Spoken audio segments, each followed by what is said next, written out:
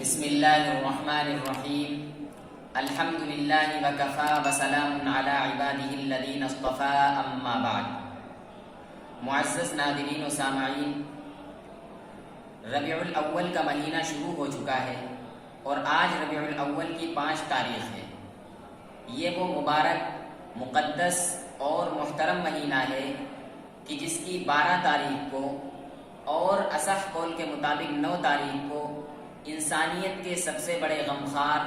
محسن اور مسیحا جناب محمد رسول اللہ صلی اللہ علیہ وسلم اس کائنات میں داعی و مبلغ بن کر تشریف لائے۔ اس لیے اس کائنات میں اس عظیم دن سے زیادہ کوئی عظیم دن نہیں ہو سکتا کہ جس میں اللہ تبارک و تعالی نے انسانوں کی ہدایت کے لیے جناب نبی کریم صلی اللہ علیہ وسلم کو مبعوث فرمایا۔ سب سے زیادہ عظیم، سب سے زیادہ بابرکت وہی دن تھا کہ جس میں اللہ کے رسول صلی اللہ علیہ وسلم کی ولادت باسعادت ہوئی۔ لیکن حضور علیہ السلام کی ولادت باسعادت کا جشن منانا یا عید میلاد النبی کا جشن منانا شریعت میں بالکل ناجائز ہے۔ اس لیے کہ اگر یہ جائز ہوتا تو سب سے پہلے اس کو آپ کے جانثار صحابہ کرام رضوان اللہ تعالی علیہم اجمعین مناتے،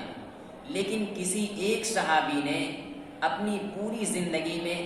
حضور علیہ السلام کی ولادت باسعادت کا دن نہیں منایا۔ وہ صحابہ کرام کہ جو حضور علیہ السلام کی ایک سانس کے بدلے اپنی جان کو قربان کرنے کے لیے تیار رہتے تھے، کسی صحابی نے اپنی پوری زندگی میں حضور کا دن نہیں منایا۔ صحابہ کرام کے بعد تابعین، تبع تابعین، اسلاف اور ائمہ اربعہ کا زمانہ آتا ہے، کسی نے بھی حضور علیہ السلام کی ولادت کا دن نہیں منایا۔ جب قرون خیر میں یہ چیز نہیں منائی گئی اور یہ دن نہیں منایا گیا، اب ہم اگر اس کو منائیں گے جشن کے طور پر تو یہ دین میں اضافہ ہوگا، اور دین میں اضافہ یہ بدعت کہلاتا ہے۔ حضور علیہ السلام کا ارشاد ہے،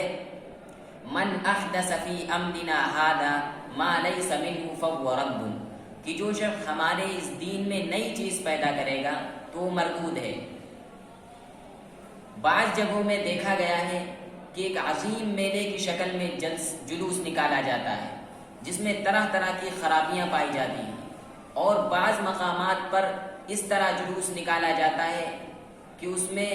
بہت ہی زیادہ خرافات پائی جاتی ہیں۔ مثلا نئے کپڑے پہنے جاتے ہیں، مختلف قسم کے کھانے پکائے جاتے ہیں، اور بعض جگہ دیکھا گیا ہے کہ چوراہوں پر، سڑکوں پر گیٹ بناتے ہیں جس میں ہزاروں ہی نہیں بلکہ لاکھوں کا خرچ ہوتا ہے، جبکہ شریعت میں اس چیز کا کوئی تصور نہیں۔